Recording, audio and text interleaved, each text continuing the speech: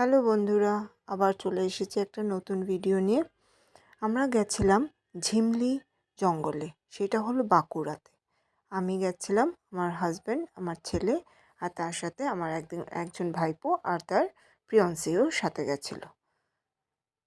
খুব সুন্দর ছিল জঙ্গলমহলটা, তাই আমি তোমাদের সাথে এই ভিডিওর মাধ্যমে শেয়ার করে নিচ্ছি।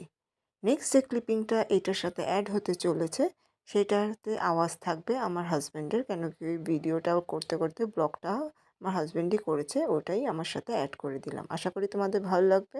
কেমন লাগলো জানিও কমেন্টস করে। এটা হচ্ছে, আমরা বললাম না জঙ্গলমহলের একটা খুব সুন্দর জায়গা। আমরা এসছি। আগে আগে আগে আগে আপনারা দেখুন এর ঘনত্বটা দেখুন, ডেনসিটিটা দেখুন।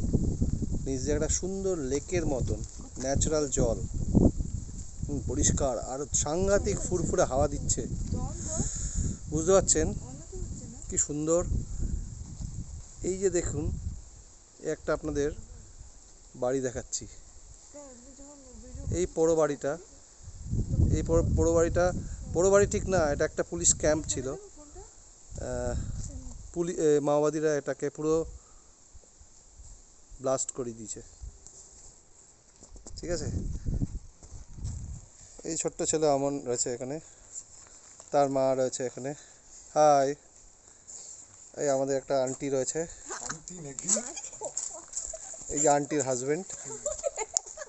হ্যাঁ, দেখে নিয়েছেন। আর ইনি শুধু রজনীগন্ধা চিবিয়ে যাচ্ছে। হ্যাঁ, এখানে একটা বসেছে ক্যাম্প।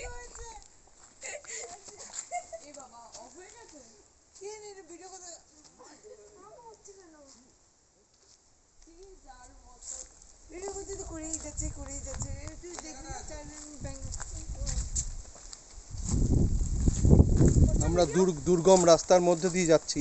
সাংঘাতিক নিচু পাথর। হ্যাঁ, সাংঘাতিক একটা ওয়াচ টাওয়ার দেখতে পাচ্ছেন জঙ্গলের ফাঁকা দিয়ে।